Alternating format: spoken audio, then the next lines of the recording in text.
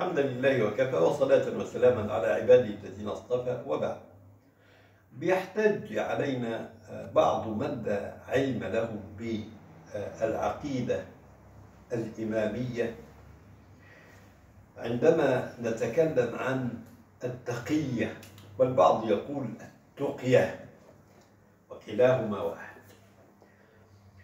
ويقول ليست عندهم تقية، ونحن نقول من مصادرهم ونثبت للمشاهد والمستمع أن عقيدة التقية ليست من الرخص، يعني ليست أن يأخذ بها الشيعة أو لا يأخذون بها، لا، بل هي ركن من أركان إيمانهم وأركان عقيدتهم، بل هي أعظم درجة من الصلاة، أعظم درجة من الصلاة.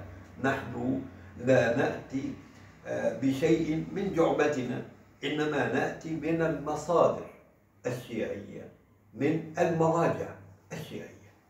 أولا التقية وهي كتمان الحق، ده الكلام اللي قاله مين؟ المفيد. هي كتمان الحق وستر الاعتقاد، كتمان الحق وستر الاعتقاد. ودي عقيدة اليهود اللي هم قالوا قبل كده سمعنا وعصينا، سمعنا وعصينا. وأيضا كذلك هي من أخص خصائص المنافقين. ليه؟ لأنه يظهر ما لا يبطن، يظهر ما لا يبطن، يقول بلسانه كلاما مخالفا لما في قلبه، مخالفا لما في قلبه. وأيضا عرفها الخميني، قال التقية معناها أن يقول الإنسان قولا مغايرا للواقع أو يأتي بعمل مناقض لموازين الشريعة، وذلك حفاظا لدمه أو عرضه أو ماله. يعني يكذب ويري من أمامه ظاهرا وفي حقيقة الأمر لا يعمل به ولا يؤمن به ولا يعتقده. مكانة التقية عند الرافضة الإمامية كما ذكرت في بداية حديثي أنها ليست رخصة، إنما هي ركن من أركان الدين عنده. ولذا قال ابن بابويه، قال اعتقادنا في التقية أنها واجبة.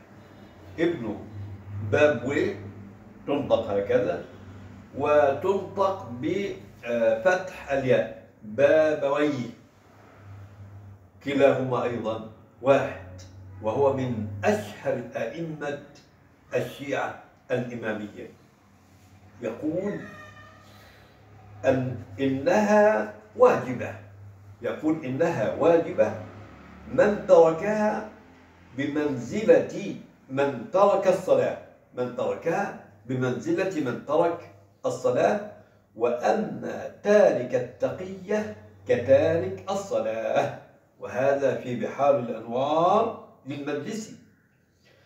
إذن التقية هذه من أركان دين النصارى، ولذلك هم يعني يعتقدون بتحريف القرآن، وعند الحوار يقول لك لا، احنا بنؤمن بالقرآن ولا نقول بتحريف القرآن، وهكذا كلام كثير جدا يعني. ولنا لقاء